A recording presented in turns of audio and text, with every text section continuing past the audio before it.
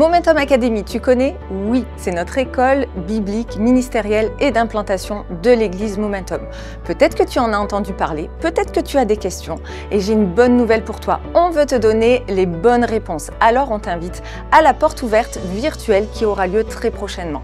Et pour répondre précisément à tes besoins, on t'encourage à poser tes questions en scannant le QR code qui s'affiche sur ton écran. On te parlera du programme, de la formation, des professeurs, des horaires et on répondra à tes questions. Alors rendez-vous très bientôt pour la porte ouverte virtuelle et peut-être à très vite à la rentrée. Merci Karine pour cette invitation à notre porte ouverte en ligne. J'espère vous voir nombreux. En attendant, on va avoir un temps merveilleux dans la présence du Seigneur avec toute l'équipe de louanges et je vais vous partager un message sur le Saint-Esprit et j'espère que vos cœurs sont prêts à s'ouvrir parce que Dieu a préparé quelque chose pour chacun d'entre vous aujourd'hui. À très bientôt, on loue le Seigneur ensemble. Bonjour Église Momentum. Bonjour à tous ceux qui nous rejoignent en ligne ce matin. On est très heureux de vous avoir et on va louer le Seigneur ensemble. Est-ce que vous êtes prêts? Est-ce que vous êtes prêts? On tape les mains ensemble?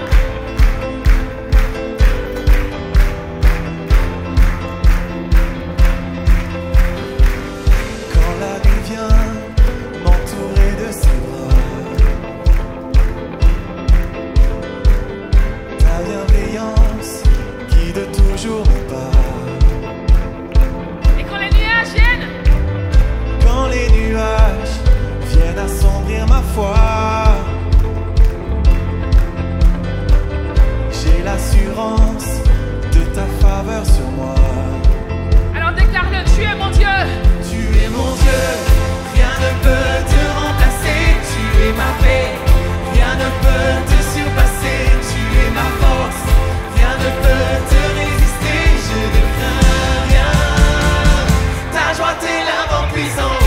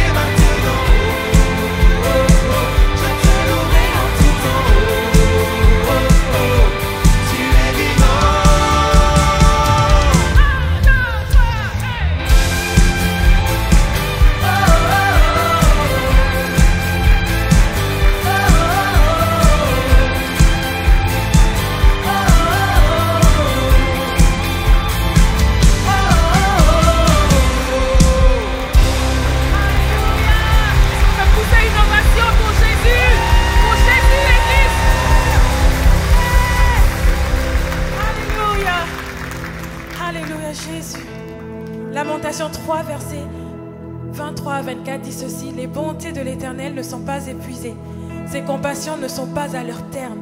Elles se renouvellent chaque matin. Amen. Dieu est bon ce matin, Église, et nous allons le chanter de tout notre cœur. Seigneur, tu es bon. Tu mérites la louange, tu mérites la gloire. Nous voulons le chanter encore ce matin. Alléluia. Tu es bon, Seigneur. De tout ton cœur, Église, chante-le. Ta bonté a les dimensions du ciel. Ton amour pour moi est éternel. Ta fidélité s'étend à l'infini. Ta seule grâce a racheté ma vie. Tu es bon, Seigneur. Chantons-le. Tes bontés envers moi se renouvellent. Ton amour pour moi est éternel. Ta fidélité s'étend à l'infini. Ta seule grâce a racheté ma vie. Merveilleux, merveilleux est le roi. Merveilleux, merveilleux est le roi de gloire. Disons-le ensemble, Église, ta bonté. Alléluia. Ta bonté a les dimensions du ciel. Ton amour pour moi est éternel. Ta fidélité s'étend à l'infini. Ta seule grâce a racheté ma vie. Merveilleux, merveilleux est le roi. Oh, merveilleux, merveilleux est le roi. On chante-le. Merveilleux, merveilleux est le roi. Déclarons-le. Merveilleux, merveilleux est le roi de gloire. Tu es merveilleux, Seigneur. Tu es glorieux. Avec tes propres mots ce matin, Église, est-ce que tu peux dire qui est Jésus pour toi? Est-ce que tu peux dire qu'il est merveilleux? Seigneur, tu es merveilleux. Nul n'est comme toi, Seigneur. Tu es digne d'honneur et de gloire. Que la terre et les cieux chantent ce matin ce chant de gloire. Jésus est merveilleux. Alors de tout ton cœur, Église, déclarons-le ensemble. La terre et les... On chante-le ce matin, Église. Ce chant de gloire, la terre et les cieux entendent ce chant de la terre et les cieux. La terre et les cieux entendent ce chant de gloire.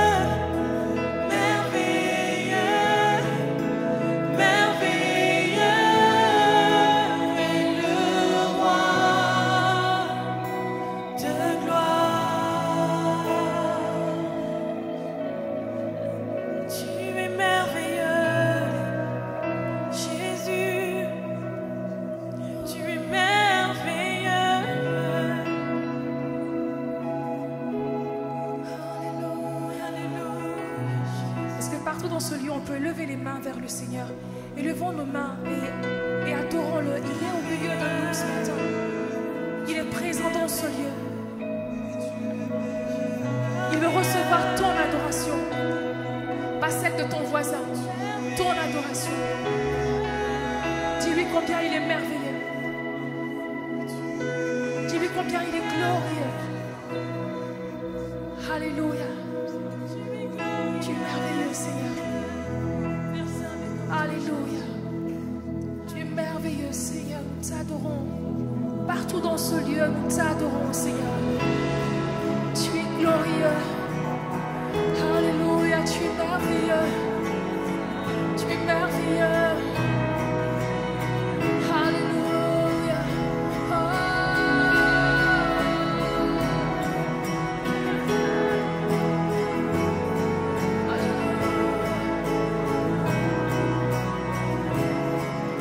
Chantons ensemble, Église. Lui seul est sur le trône, Jésus, Dieu saint, digne de nos louanges, d'honneur, de gloire. Lui seul est sur le trône, Jésus, Dieu saint, digne de nos louanges, d'honneur, de gloire. Digne est l'agneau immolé qui siège sur le trône. Personne n'est comme lui.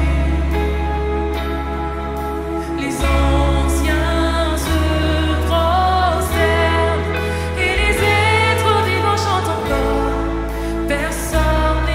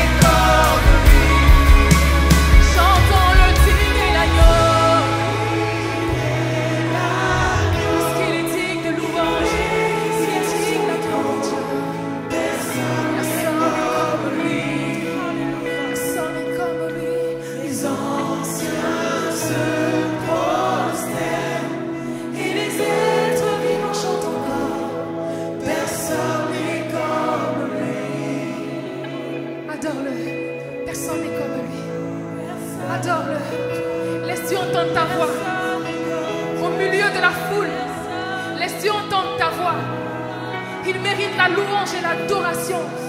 Il mérite d'être élevé. Il mérite d'être glorifié. Alléluia. Alléluia. Personne n'est comme toi, Seigneur. Nous t'adorons. Nous t'adorons, Seigneur. Ta gloire remplit la terre. Ta gloire remplit ce lieu. Ta gloire remplit nos cœurs, Seigneur. Personne n'est comme toi. Personne n'est comme toi. Alléluia. Alléluia. Tu es glorieux, Seigneur. Tu es glorieux, Seigneur. Et nous t'adorons, Seigneur. Nous t'adorons. Tu es glorieux. Tu es digne de recevoir la gloire, Seigneur. Alléluia. Alléluia. Chantons-lui ensemble. Tu es glorieux. Tu es glorieux.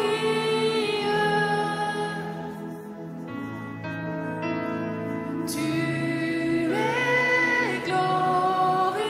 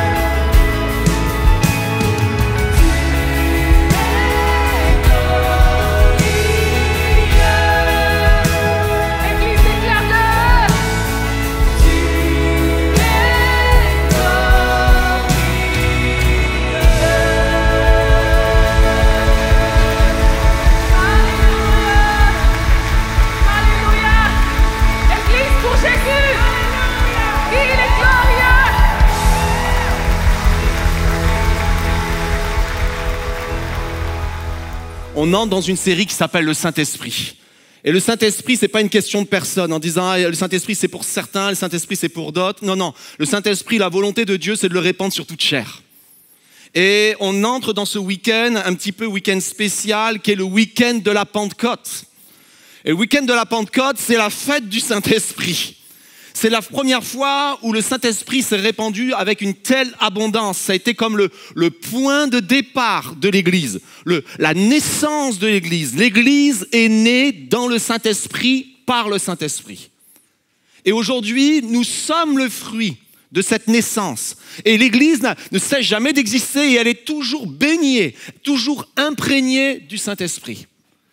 Et la Bible nous parle qu'il désire se répandre sur toute chair. Et que nous sommes nous-mêmes le temple du Saint-Esprit.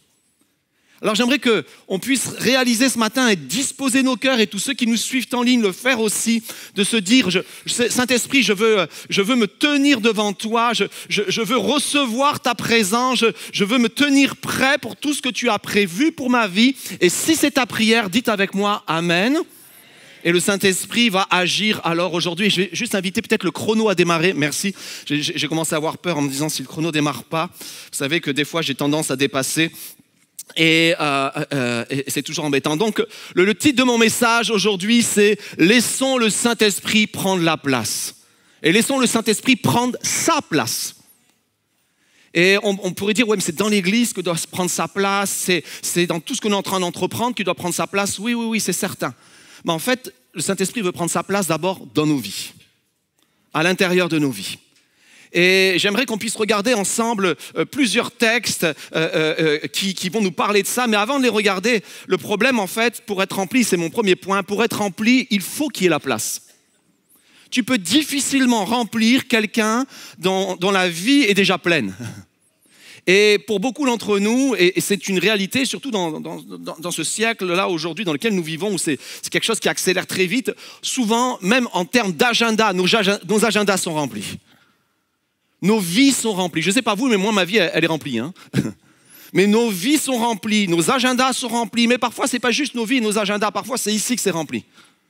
Nos pensées sont remplies, nos convictions sont remplies, on est là plein de convictions, plein de certitudes, plein d'habitudes. Or, le Saint-Esprit, si Jésus nous a appris, une des premières choses qu'il nous a appris du Saint-Esprit, et c'est dans l'évangile de Jean, c'est de dire le Saint-Esprit, en fait, quand il agit dans quelqu'un, tu ne sais pas comment il va faire et tu ne sais pas où il va. Il dit c'est comme un vent, tu ne sais pas d'où il vient et tu ne sais pas où il va. Donc la seule certitude qu'on a sur le Saint-Esprit, c'est qu'il va faire des choses inattendues. Et donc des fois on arrive à l'église et peut-être on arrive dans les moments de prière, mais on est ce qu'on appelle mindé. On est formaté sur voici comment ça va se passer, voici comment ça doit se passer. Et le Saint-Esprit, c'est comme si on lui disait voici le scénario de tout ce que tu dois faire. Or la Bible nous dit, puis le Saint-Esprit désire nous communiquer que quand j'entre dans ta vie, c'est moi qui vais commencer à te dire comment les choses vont se faire. C'est moi qui vais commencer à te dire comment les choses doivent se faire.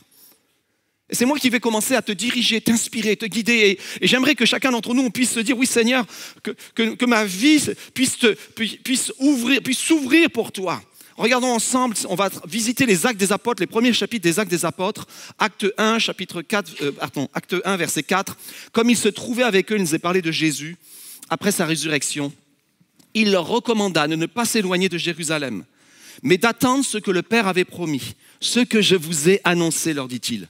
Car Jean a baptisé d'eau, mais vous, dans peu de jours, vous serez baptisés du Saint-Esprit. Et ce qui est formidable, c'est que Pierre, juste un chapitre plus loin, va dire que cette promesse qui était pour les apôtres, pour ces gens qui avaient suivi Jésus pendant tout son ministère sur la terre, mais Pierre va élargir cette promesse selon la prophétie de Joël. Il va dire la promesse est pour nous. Dites avec moi, la promesse est pour nous. Mais elle n'est pas juste pour nous, elle est pour nos enfants. Dites avec moi, pour nos enfants. C'est ça que je trouve extraordinaire. Elle va dire, elle est pour nous, elle est pour nos enfants, mais elle est pour tous ceux qui sont au loin. Et je ne sais pas où tu te trouves aujourd'hui, dans ta proximité avec Dieu et dans ta proximité peut-être avec le Saint-Esprit. C'est quelque chose qui peut-être qui t'échappe. Tu crois en Dieu, mais la notion de Saint-Esprit, tu as du mal. Et le Saint-Esprit est aussi pour toi, pour tous ceux qui sont au loin, en aussi grand nombre que le Seigneur les appellera.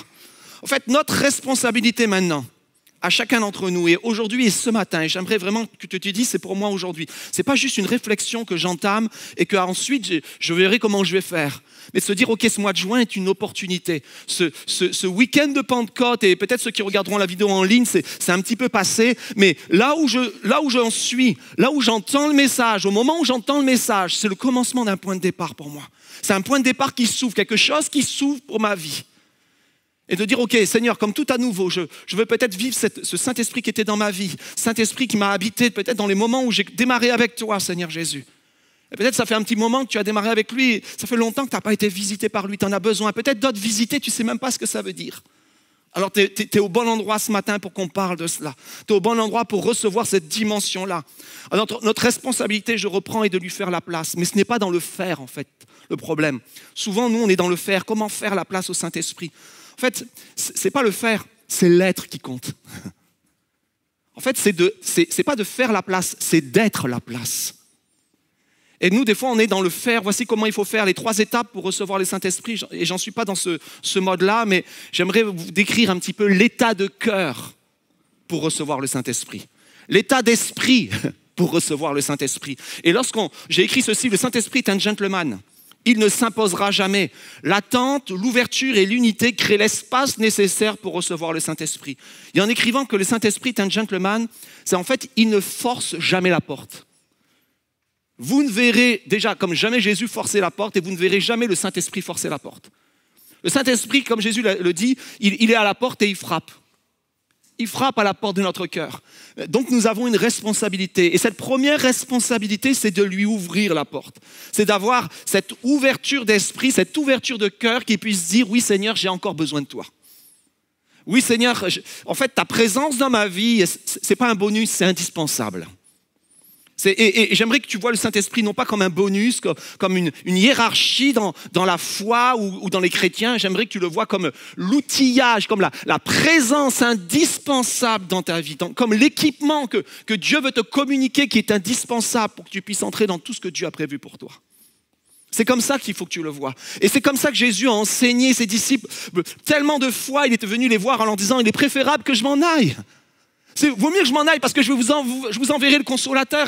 Et donc, les disciples étaient dans un état d'esprit de se dire, OK, quand Jésus partira, quand Jésus montera au ciel, il y a quelque chose de merveilleux qui nous attend. Et j'aimerais encore insister en te disant, il y a quelque chose de merveilleux qui t'attend à travers la présence du Saint-Esprit. Quelque chose de merveilleux pour toi, de merveilleux pour ta famille, de merveilleux pour tes enfants, de merveilleux pour ton avenir.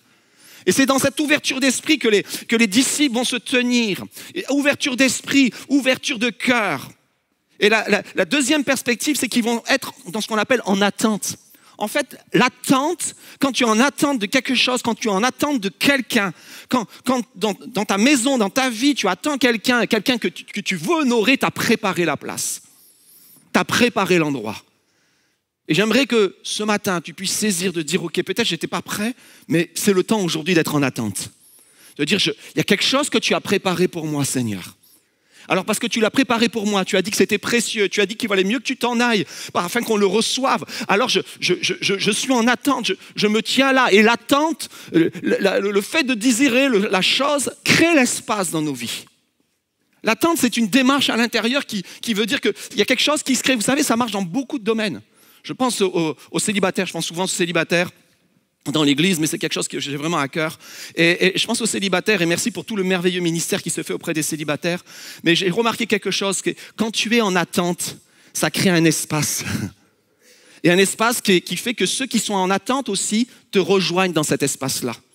Vous savez, une des premières fois où je me suis intéressé à ma future épouse à l'époque, qui est maintenant mariée avec moi depuis presque 31 ans, la première fois où il y a eu quelque chose qui s'est passé dans mon cœur, c'est quand on a partagé ensemble notre perspective du royaume de Dieu. Comment on voyait le royaume de Dieu?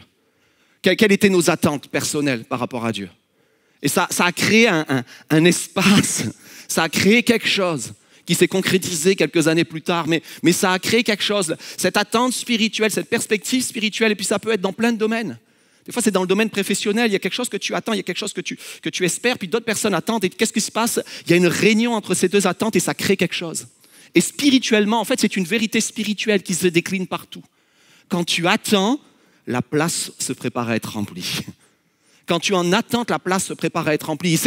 Dans cette démarche-là, ils étaient en attente, ils se préparaient à être remplis et quelque chose s'est passé. Et mon cœur pour vous, c'est que le temps de Dieu finit toujours par arriver. Chapitre 1, ils sont en attente. Et chapitre 2, verset 1, c'est 10 jours, une dizaine de jours plus tard, quand le jour de la Pentecôte arriva, il y avait une unité, ils étaient tous ensemble au même endroit. Dieu avait réuni tous ceux qui étaient en attente, ça crée un espace. Et tout d'un coup, il vient du ciel comme un bruit, celui d'un vent violent qui remplit toute la maison où ils étaient assis. Ce qui est fort, c'est que même le bâtiment, même les choses terrestres ont été remplies. Et des langues de feu leur apparurent, séparées les unes des autres. Elles se posèrent sur chacun d'eux. Et ils furent tous remplis du Saint-Esprit. Dites avec moi, tous. Tous, il n'y a pas d'exception, c'est la volonté de Dieu. Si tu dis non, pour moi, Dieu n'a pas ça, non, tu te trompes, c'est une fausse doctrine. Dieu a pour toi le Saint-Esprit. Ils furent tous remplis du Saint-Esprit, se mirent à parler en d'autres langues comme l'Esprit leur donnait de s'exprimer. Et le livre des Actes des Apôtres aurait pu s'arrêter là. Et des fois, dans notre conception personnelle, beaucoup s'arrêtent au fait de « Ok, j'ai été rempli, c'est bon, merci Seigneur, tout est fait ». Non, en fait, le fait d'être rempli du Saint-Esprit, le fait de recevoir l'Esprit dans nos vies, ça nous donne et ça nous amène dans une mission. Le livre des Actes des Apôtres se n'arrête pas à Acte 2. D'ailleurs, ceux qui le lisent jusqu'à la fin, vous apercevez qu'il ne s'arrête jamais. Que c'est le seul livre de la Bible dans lequel il n'y a pas de fin. Pourquoi? Parce que nous sommes toujours les héritiers des Actes des Apôtres. Les Actes des Apôtres, ça continue avec nous aujourd'hui. C'est les Actes des chrétiens de Momentum. C'est simplement ça. C'est les actes des chrétiens évangéliques de Bordeaux, de tous ceux qui ont donné leur cœur au Seigneur à Bordeaux et qui, remplis du Saint-Esprit, veulent faire une œuvre ici, là. Et partout où Dieu vous appelle, partout où vous êtes, c'est exactement ça. Partout où Dieu t'a appelé. Donc, ce n'est pas être rempli du Saint-Esprit n'est pas une finalité. C'est un commencement de quelque chose de nouveau. Et mon deuxième point, c'est rempli, nous devenons des canaux pour combler la vie des autres, pour combler les autres. Et regardez bien, on lit ensemble. Et on continue dans cette lecture des Actes des Apôtres, on va aller jusqu'au chapitre 6. Or, il y avait en séjour à Jérusalem des Juifs, hommes pieux, venant de toutes les nations qui sont sous le ciel. À ce bruit, ils accoururent en foule, ils furent stupéfaits parce que chacun les entendait parler dans sa propre langue. Ils étaient tous remplis d'admiration et se disaient les uns aux autres, qui sont ces gens qui nous parlent, ne sont-ils pas tous galiléens? Comment cela se fait-il que nous les entendions parler chacun dans notre propre langue, notre langue maternelle? Nous les entendons parler dans notre langue des merveilles de Dieu. Tous remplis d'étonnement, ne sachant que penser, se disaient les uns aux autres, qu'est-ce que cela veut dire? Mais d'autres se moquaient d'eux, en disant, ils sont remplis de vin doux, pleins de vin doux. Alors Pierre, debout avec les 11, s'exprima d'une voix forte en ces termes. Et là, il y a tout un message extraordinaire. Et la conclusion, c'est ceux qui acceptèrent la parole furent donc baptisés. Et ce jour-là, le nombre des disciples augmenta d'environ 3000 personnes. Waouh! Quelque chose d'assez incroyable qui se passe. En fait, quand tu es au bon endroit, quand tu es dans un cœur en fait, qui attend, Dieu va agir au bon endroit au bon moment. Dans le livre de la Pentecôte qu'on vient de regarder, dans ce chapitre de la Pentecôte qu'on vient de regarder, Acte 2, la Pentecôte, en fait, elle se déverse pas sur l'Esprit, enfin l'Esprit se déverse pas sur les apôtres juste par hasard. Ok, ça va, ils ont attendu assez longtemps, maintenant on a vu qu'ils persévéraient, donc on le répand. Non. Dieu le répand au moment où il y a un immense pèlerinage qui arrive à Jérusalem. En fait, la période de la Pentecôte était un des 3 grands pèlerinages qui se passaient dans l'année à Jérusalem. Et des Juifs de toute la diaspora qui venaient de partout, de tout le bassin méditerranéen et même au-delà, et vous pouvez lire toutes les langues. C'est incroyable, il y a plus d'une vingtaine de langues qui sont représentées. À ce moment-là, c'est le moment où toutes les nations montent à Jérusalem pour adorer. Et à ce moment-là, le Saint-Esprit descend. Et ce qui est intéressant, c'est que ces gens, leur langue maternelle n'était pas l'hébreu. Donc ils adoraient souvent dans une langue qui n'était pas la leur, dans une langue où ils s'étaient souvent déconnectés, c'était une langue religieuse, mais eux, leur langue maternelle était autre chose, leur compréhension, leur culture était autre chose. Et il y avait comme un fossé entre ce qu'ils étaient en train de faire religieusement, de venir vers Dieu, mais ils ne comprenaient pas tous les rites, c'était pas leur langue, c'était pas leur maison, c'était pas leur coutume, c'était pas leur habitude, mais ils montaient pour adorer Dieu, mais il y avait un décalage. Mais le Saint-Esprit, qu'est-ce qu'il fait? Il comble ce décalage. Les gens montent à Jérusalem tels qu'ils sont, et le Saint-Esprit, parce qu'il y a des hommes et des femmes qui sont ouverts, qui sont en attente et qui sont unis, alors Dieu les utilise. Et eux, ils comblent ce fossé. Tout d'un coup, ces hommes qui montent de toutes les nations entendent parler des merveilles de Dieu pour la première fois dans leur langue maternelle. En fait, il y a un peuple ici nombreux dans ce monde. et en France, et à Bordeaux, et peu importe où tu habites, et dans ton environnement, dans ton voisinage, peut-être même dans ta famille, qui a besoin d'entendre parler de Dieu dans leur réalité. Pas juste dans un culte, pas juste dans quelque chose de religieux, et merci Seigneur pour tout ce qu'on fait aujourd'hui, et moi-même je prêche dans ce culte-là, mais ils ont besoin d'entendre parler des merveilles de Dieu à travers ta vie. Et Dieu veut t'équiper, il veut te qualifier pour que toi-même tu proclames les merveilles de Dieu, qu'ils puissent l'entendre et qu'ils puissent dire oui, c'est ça que j'avais envie d'entendre, c'est ça que j'avais besoin d'entendre. Dieu est surprenant en fait quand nous ouvrons la porte au Saint-Esprit. Dieu nous place toujours au bon endroit, au bon moment lorsque les choses se font. Il y a quelques années de cela, dans ma précédente église, on faisait parfois ce qu'on appelle des marches de prière. Je ne sais pas si vous avez déjà essayé ça. Marche de prière, donc en fait tu marches en priant les yeux fermés. Non, il faut ouvrir les yeux. Ce qui est bien avec les marches de prière aujourd'hui, c'est que tu peux mettre des écouteurs et même si tu parles, les gens pensent que tu parles au téléphone, mais tu peux prier en même temps, écouter la louange. Et ce jour-là, on faisait une marche de prière et j'étais parti. Et alors que Dieu me mettait à cœur de prier pour un de mes amis, qui habitait justement dans la ville où j'habitais, qui est un chrétien de longue date, et il mettait à cœur, et je ne sais pas pourquoi, je priais pour lui. À ce moment-là, je ne savais pas pourquoi. Je priais pour lui, et alors que je prie pour lui, il y a une voiture qui sort d'un supermarché, donc je la laisse passer, et c'est lui dans la voiture. Et donc je m'arrête, je cogne à la fenêtre, je dis « Oh Christian, c'est fou, j'étais en train de prier pour toi à ce moment-là, au moment où tu apparais. » Et elle me dit « Ah, c'est spécial, oui, je demandais à Dieu de te bénir, à Dieu d'agir dans ta vie et tout ça. » Ok, puis il part. Et 2 heures après, il me rappelle, il me dit « Yvan, tu sais pas ce qui vient de se passer ?» Je dis « Ben non, raconte. » Il me dit, j'étais allé faire les courses, je sortais du supermarché, je suis allé chez moi, j'étais dans la cuisine et j'avais la friteuse qui était en route. J'avais acheté les frites, j'avais tout acheté, la friteuse était en route et j'ai entendu une voix qui m'a dit, sors. Et il me dit, je suis sorti, je ne comprenais pas ce qui se passait, je suis sorti de la cuisine, la friteuse a explosé. Il y avait de l'huile bouillante de partout.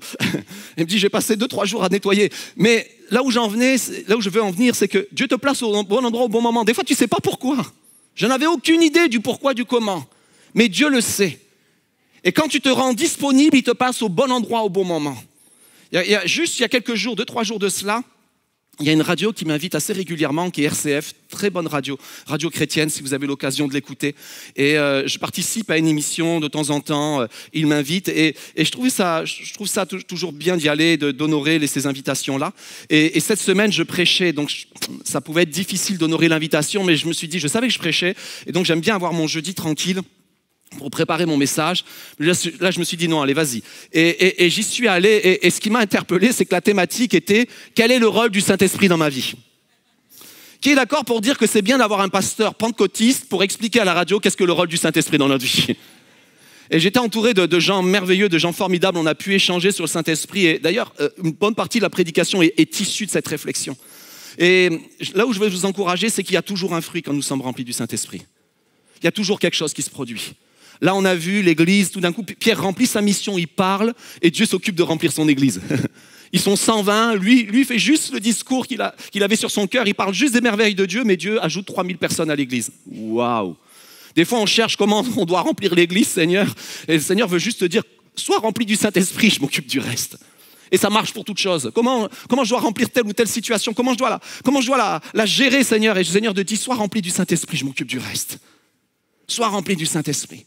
Et c'est une invitation pour nous à être remplis du Saint-Esprit. Il y a toujours un fruit. Parfois, il y a des fruits qui sont moins visibles.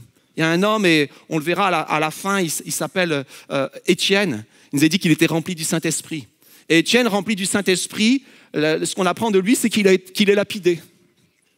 Mais alors qu'on le condamne à mort, lui il ne le sait pas, mais il est là, il est en train de témoigner. Et on a l'impression que sa condamnation à mort, elle ne sert à rien. Que finalement, sa vie n'a pas eu de fruit. Comment ça se fait ? Il est là, il est appointé par Dieu et on a l'impression que lui, ça s'arrête tout de suite. Pourquoi, Seigneur ? Mais la Bible nous dit que dans cette lapidation, il y avait un jeune homme qui était là et ça va le marquer, mais ça va le marquer dans l'autre sens. Lui, le témoignage d'Étienne va lui donner un peu de la rage. On doit persécuter les chrétiens. Et il va persécuter les chrétiens. Mais se souvient de ce moment particulier du témoignage d'Étienne. Et un jour, ce jeune homme va être converti, le Seigneur va l'attraper. Et ce Saul de Tarse, qui gardait les vêtements de ceux qui lapidaient Étienne, va devenir Paul de Tarse. Et Paul va écrire, parce que c'était le seul témoin, va écrire tout le témoignage dans Acte 7 du témoignage de la vie d'Étienne. Waouh! En fait, il y a tout un chapitre qu'on sait de la vie d'Étienne qu'on n'aurait jamais su s'il n'y avait pas eu Saul cette journée-là. Et des fois, tu te dis, mais aujourd'hui, je t'obéis, Seigneur, je vois pas le fruit. Mais en fait, tu n'en sais rien ce qui se passe dans la vie des gens. Et des fois, il y a une semence. Elle ne va pas germer tout de suite, elle va pas mourir tout de suite. Mais au moment opportun de Dieu, cette semence déposée finit par émerger. Et je veux t'encourager dans cette dimension-là en te disant, mais je n'ai pas encore vu les choses. Peut-être tu ne les verras pas, mais il y a quelque chose qui s'est fait. Il y a quelque chose qui se passe et il y a quelque chose qui va continuer de se faire. Je ne sais même plus où j'en suis, mais je vais y arriver. Remplis du Saint-Esprit, donc je disais, nous sommes des canaux pour combler la vie des autres et il y a toujours un fruit quand nous sommes remplis, mais regardez bien la suite. On passe à acte 3, on dépasse acte 2, acte 3, voyant Pierre et Jean rentrent au temple et voyant Pierre et Jean sur le point d'y entrer, cet homme leur demanda l'aumône, il y avait un paralytique à la porte du temple. Pierre, accompagné de Jean, fixa les yeux sur lui et dit, regarde-nous. Il les regardait attentivement, s'attendant à recevoir quelque chose d'eux. C'est fort là encore. En fait, Pierre et Jean vont susciter l'attente dans la personne. En fait, c'est l'attente. Pourquoi il leur dit « regarde-nous » ? Parce qu'ils veulent voir dans la vie de cet homme l'attente, parce qu'ils savent que s'il y a l'attente, il va recevoir quelque chose. Donc cet homme est là en position d'attente. Alors lui, il s'imagine recevoir de l'argent, mais ils ont créé l'espace dans la vie de cet homme pour qu'il reçoive bien plus que l'argent. Alors Pierre lui dit, je n'ai ni argent ni or, mais ce que j'ai, je te le donne au nom de Jésus de Nazareth, lève-toi et marche. Puis il le prit par la main droite, le fit lever, ses chevilles et ses pieds de s'affermir immédiatement. D'un bond, il fut debout et se mit à marcher. Il entra avec eux dans le temple, marchant, sautant et adressant des louanges à Dieu. Et tout le peuple le vit marcher et louer Dieu. Ce que je veux te dire, c'est ce que tu as reçu, c'est fait pour être partagé. J'aime tellement cette phrase. Ce que j'ai, je te le donne. J'ai reçu quelque chose de Dieu. Des fois, on dit, j'ai encore besoin de recevoir. On a tous besoin de recevoir jusqu'à la fin de notre vie. Mais ce qu'on a déjà reçu aujourd'hui est suffisant pour faire la différence dans la vie de quelqu'un. C'est suffisant ce que tu as reçu déjà. Tu peux encore, et moi, mon invitation, c'est, Seigneur, j'en veux plus. Mais déjà, avec ce que tu as reçu, c'est suffisant pour faire la différence dans la vie de quelqu'un. Et je continue. Rempli du Saint-Esprit, nous sommes transformés, ou remplis, nous sommes transformés par le Saint-Esprit. Je ne sais pas vous, mais qui a envie d'être transformé? Pourquoi les femmes, elles donnent des coups de coude à leur mari, là? Je ne comprends pas. Non, on a tous besoin d'être transformés. On a tous besoin d'être renouvelés. On a tous besoin de sortir des espaces dans lesquels nous sommes et parfois des contradictions dans lesquelles nous sommes. Regardez, on va lire ce texte, on est dans Actes, donc ils ont fait cette guérison, et parce qu'il y a eu cette guérison, ils ont prêché le nom de Jésus, alors comme ils ont prêché le nom de Jésus, ils sont arrêtés et ils comparaissent devant un tribunal. Et le lendemain, donc où ils ont été arrêtés, les chefs du peuple, les anciens et les spécialistes de la loi s'assemblèrent à Jérusalem avec le grand prêtre Anne, Caïphe et Jean, Alexandre et tous ceux de la famille du grand prêtre. Ils firent comparaître Pierre et Jean au milieu d'eux. Alors Pierre, rempli du Saint-Esprit, leur dit, et là il y a tout un discours extraordinaire que vous pouvez retrouver dans les Actes des Apôtres, chapitre 4, et il nous est dit à la fin, lorsqu'ils virent l'assurance de Pierre et de Jean, ils furent étonnés, sachant que c'étaient des hommes du peuple sans instruction, et ils reconnurent qu'ils avaient été avec Jésus.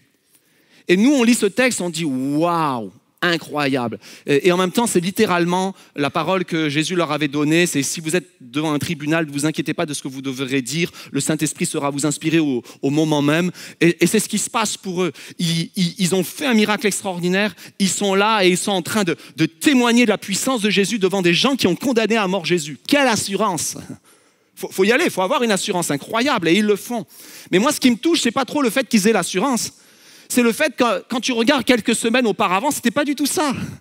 Tu repasses, tu refais le film et tu reviens au même endroit parce que c'est exactement au même endroit. Quelques semaines auparavant, au même endroit, Jésus comparé dans ce même tribunal, au même endroit, littéralement, c'est le même endroit, c'est les mêmes personnes. Jésus comparé devant le tribunal. Et Pierre, lui, n'est même pas dans le tribunal en train de faire face aux autorités, il est dans la cour de ce tribunal-là. Et dans la cour, alors qu'il y a la gardienne de la porte qui vient, qui lui demande hey, « Toi aussi, je te reconnais, t'es pas avec Jésus ?» Ah non, moi du tout, pas du tout. Puis il y a un autre monsieur qui est au coin du feu qui lui dit « Non mais écoute, t'as un accent galiléen, t'as un de ces Galiléens qui est avec Jésus. » Puis il va dire « Non, c'est pas vrai. » Puis finalement, il y a le serviteur du souverain sacrificateur qui arrive et dit « Non, assurément, t'es un de ceux qui est avec Jésus. Je te vois, je te reconnais, t'es un de ceux-là. » Puis il dit « Non. » Puis la Bible nous dit qu'il va commencer à faire ce qu'on appelle des imprécations. Imprécation, c'est pas rien. Hein. Il va jurer sur tout ce que tu veux. Je jure sur la tête de mes enfants, sur la Torah, sur tout ce que tu veux. Je ne suis pas de cela, et ainsi de suite.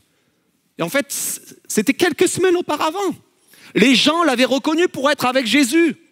Mais aucune assurance, il renie Dieu.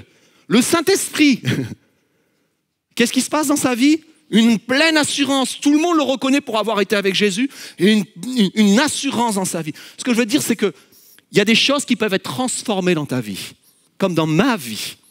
Et elles seront transformées, non pas par enfin peu importe par quoi, mais elles seront transformées aussi surtout par l'œuvre du Saint-Esprit dans nos cœurs. La conviction, le zèle. Peut-être qu'il y a une certaine forme de fatigue qui est là, et je ne dis pas qu'il y a d'autres. Et je suis pour la thérapie, puis j'étais dans les soins pastoraux pendant des années, à Nouvelle Vie, dans l'église où j'étais, et je suis pour toutes ces choses-là, et on en fait la publicité, et franchement, on en a besoin. Mais autant il y a des choses que tu ne peux obtenir que comme ça, autant il y a des choses que tu ne peux obtenir qu'en étant rempli du Saint-Esprit. Rempli du Saint-Esprit. Quelque chose se passe dans la vie de Pierre. Alors qu'il avait renié Christ, il se met à être plein d'assurance, et je continue. 4e point, je sens que je vais arriver dans les temps presque. Quand nous sommes remplis du Saint-Esprit, Dieu étend nos limites.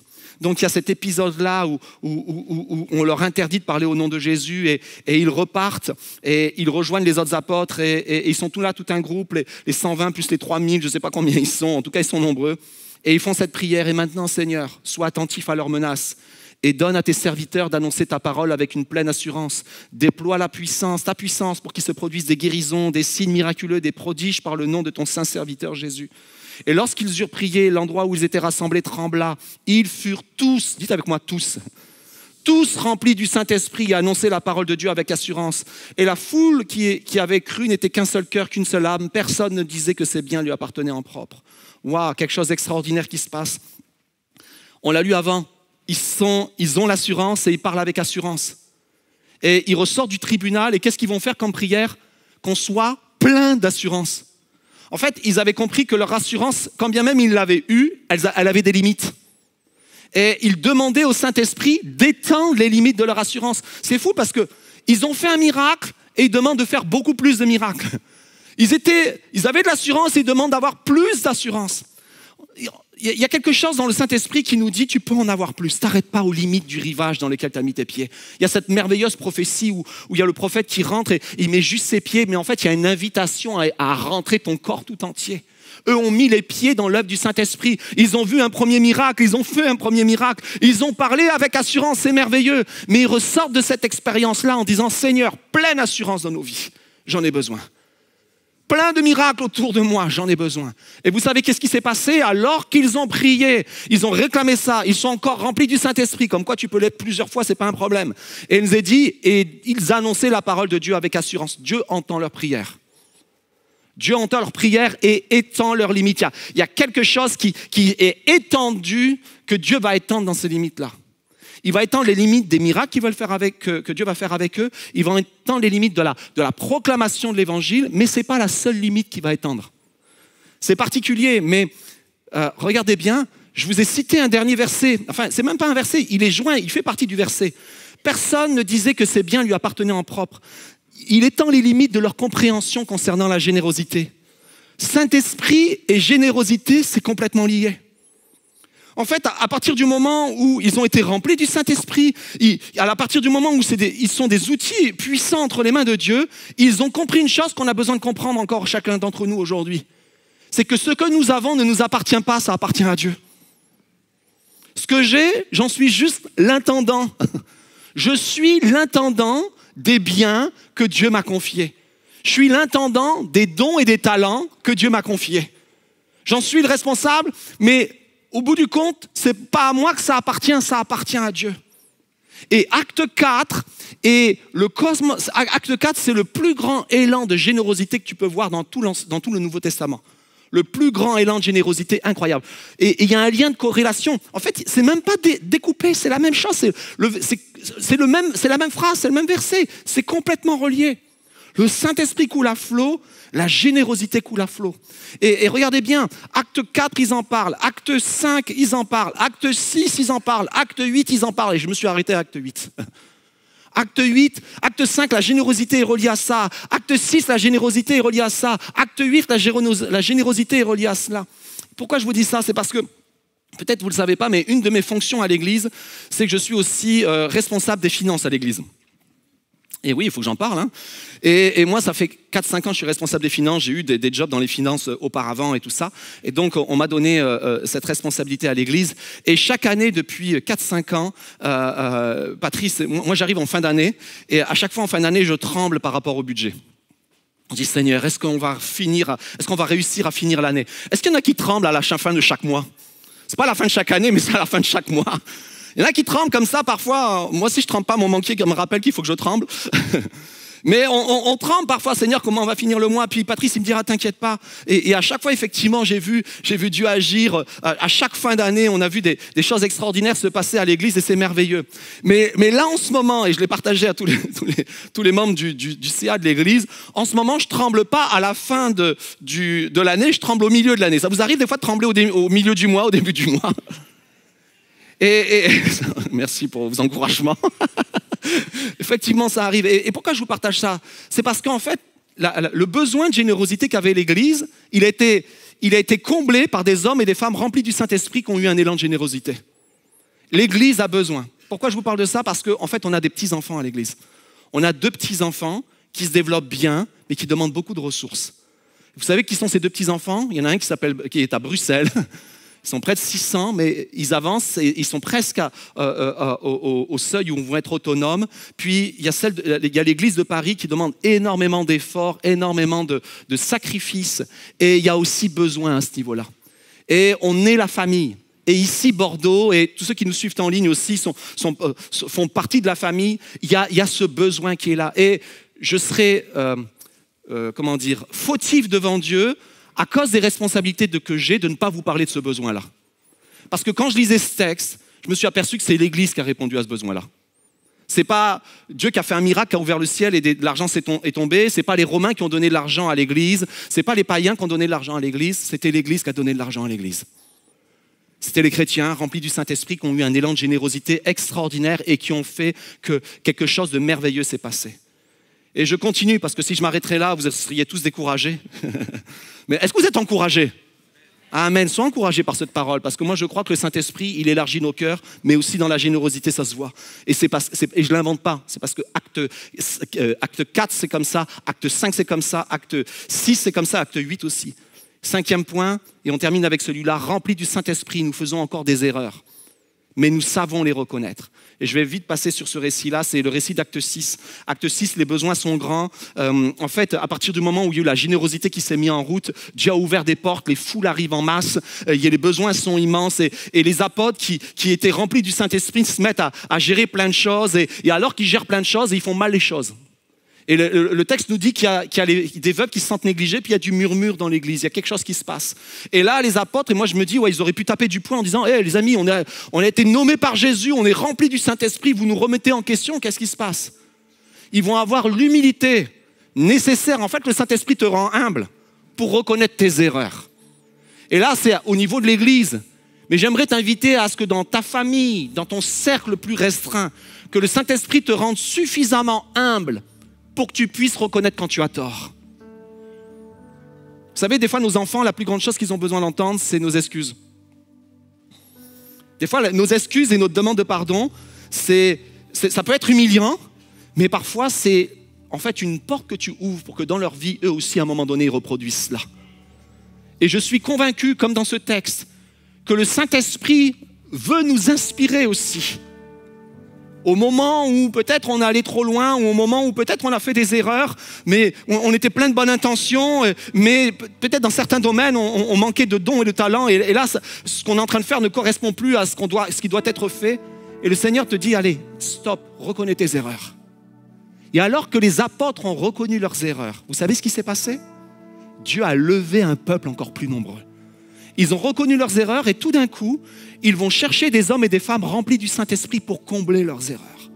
Et c'est là qu'il va y avoir Étienne, Philippe, Nicanor, Nicolas et tout ça, toute une série de noms de gens qui vont se lever et qui vont propulser l'Église encore plus loin.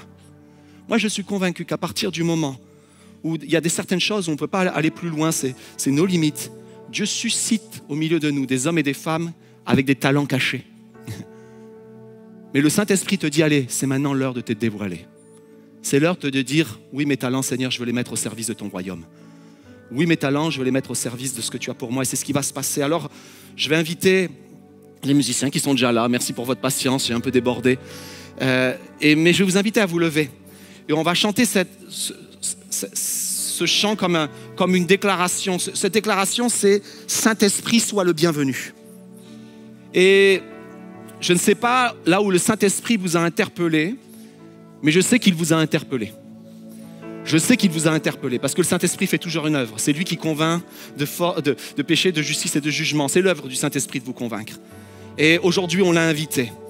Et j'aimerais qu'à travers ce chant, tu puisses te mettre dans une disposition de cœur où tu vas le recevoir. Saint-Esprit, tu es le bienvenu. On va le chanter et je vais revenir et on va prier ensemble. Mais j'aimerais maintenant que tu sois dans l'attente. Ok, j'ai entendu tous ces versets, j'ai entendu toute cette proclamation, j'ai entendu comment ce que tu étais capable de faire, Seigneur mon Dieu, dans nos vies à travers le Saint-Esprit. Alors, je veux à nouveau le recevoir, ou je veux le recevoir pour la première fois. Et si c'est ton désir aujourd'hui, simplement de lever ta main maintenant. Et alors que tu lèves ta main et toute l'équipe s'approche, on va commencer à chanter « Saint-Esprit, sois le bienvenu ». Et là, c'est ton âme qui chante, c'est ton âme qui chante et qui réclame la présence du Saint-Esprit. Alléluia, Jésus. Tu es notre espoir, rien n'a plus de valeur, rien n'est aussi grand et rien n'est plus beau que ta présence.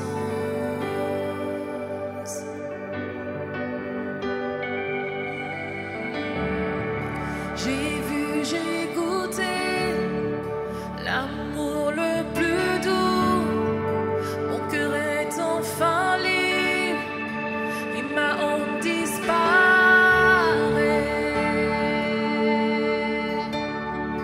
Dans ta présence,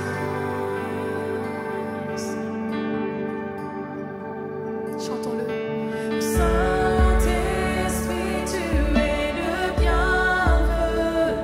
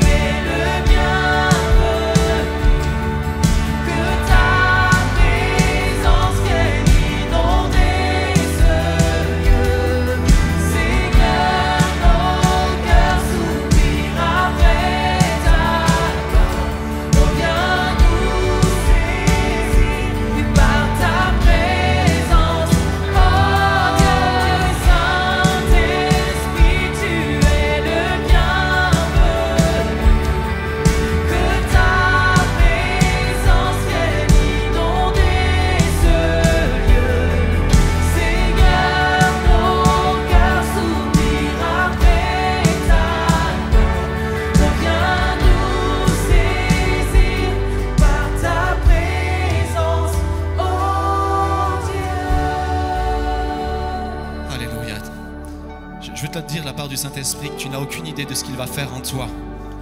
À partir du moment où maintenant tu lui ouvres ton cœur. Tu n'as aucune idée de ce qu'il va être capable de faire dans ta vie. Une œuvre de transformation, une œuvre de grâce, une œuvre de pardon, une œuvre de reconnaissance, une œuvre de zèle, une œuvre d'onction. Le Saint-Esprit veut te surprendre. Il veut te surprendre parce qu'il va faire dépasser tes limites. Et c'est un gentleman, il ne va pas te forcer dans des chemins dans lesquels tu ne veux pas entrer. Mais il va toucher ton cœur suffisamment pour que tu retrouves les forces nécessaires et le courage nécessaire pour aller dans des chemins que tu n'avais pas encore fréquentés. Peut-être des chemins de témoignage autour de toi que tu n'avais pas encore eu. Des chemins où tu n'avais jamais encore osé déclarer que tu étais de ceux qui étaient avec Jésus. Mais les gens vont le voir. En fait, tu n'auras même plus besoin de le déclarer. Parce que le Saint-Esprit sera sur ta vie. Et les gens vont voir une sagesse nouvelle. Une sagesse renouvelée. Une parole à propos. Des paroles de consolation. Une compassion particulière. Un amour particulier. Le Saint-Esprit veut t'utiliser. Ne doute aucunement. Le Saint-Esprit non pas seulement veut t'utiliser, mais va t'utiliser. Alors j'aimerais interpeller tous ceux qui, aujourd'hui, dans ce week-end de Pentecôte, et tous ceux qui écoutent en ligne, et de se positionner, de dire, oui, Saint-Esprit, je veux une nouvelle visitation de ta part dans ma vie. Il y a tellement de domaines dans lesquels j'ai atteint mes limites, dans lesquels je suis bridé. Saint-Esprit, viens étendre ma vie, étendre ma perspective, étendre mon cœur, étendre ma passion pour toi, étendre mes demandes de pardon, étendre mon cœur, Seigneur Jésus, étends mon intégrité, étends ma générosité, Seigneur. Je suis convaincu que dans ce lieu, il y a des hommes et des femmes qui vont avoir des visions pour leurs proches, des révélations pour leurs proches. Et le Seigneur veut te donner la sagesse, l'intelligence, la sensibilité pour savoir comment l'apporter, comment le transmettre. C'est pas toi qui dois convaincre les autres. C'est toi qui as besoin de faire cette œuvre, convaincu toi-même de ce que Dieu t'a donné. Alléluia, Jésus. Jésus, Jésus, Jésus. J'aimerais qu'on puisse élever nos voix tous ensemble. Élevons nos voix là où tu es. Élève ta voix, vis ton expérience. Jésus, alléluia, Jésus. Jésus, Jésus. On va reprendre ce chant tous ensemble. Saint-Esprit, tu es le bienvenu. Saint-Esprit, fais ton œuvre. Alléluia, on le chante de tout notre cœur. Que nous soyons plus sensibles à ta présence, que nous vivions les merveilles de ta bonté, que nous soyons plus sensibles à ta présence, que nous vivions les merveilles de ta bonté, que nous soyons plus sensibles à ta présence, que nous vivions les merveilles de ta bonté, que nous soyons, Saint-Esprit, sensibles, nous nous attendons à toi, que nous vivions, alléluia, les merveilles de ta bonté. Saint-Esprit, Saint-Esprit, tu es le bienvenu, que ta présence vienne inonder ce lieu. Seigneur, nos cœurs s'oublient après ta gloire. Oh, viens nous saisir par ta présence. Oh, Saint-Esprit, tu es le bienvenu dans nos cœurs. Agis maintenant, agis maintenant, agis maintenant, Saint-Esprit. Alléluia. Viens nous saisir par ta présence, oh Dieu. Je vais terminer par une dernière prière. Seigneur, je sais que tu as commencé quelque chose aujourd'hui. Quelque chose qui va se poursuivre à travers tous les messages du mois de juin sur le Saint-Esprit. Et alors qu'on va rentrer chez nous, alors qu'on va rentrer dans nos foyers, je te prie que cette soif grandisse. Aujourd'hui, nous avons juste stimulé notre soif. Nous avons juste déclaré devant ta face que nous avons soif de ta présence, soif de ton esprit dans notre vie, que c'est comme indispensable, parce que c'est indispensable pour nous. C'est un peuple qui s'humilie devant toi et qui le déclare, Seigneur. Alors je te prie que tu répandes ton esprit avec puissance sur chacun de nos vies. Je te prie que tu nous raccompagnes dans la paix et dans l'assurance que ce que tu as commencé, tu vas le faire et que tu vas le continuer. Merci Seigneur, et que tous ceux qui le croient disent Amen et Amen dans ce lieu.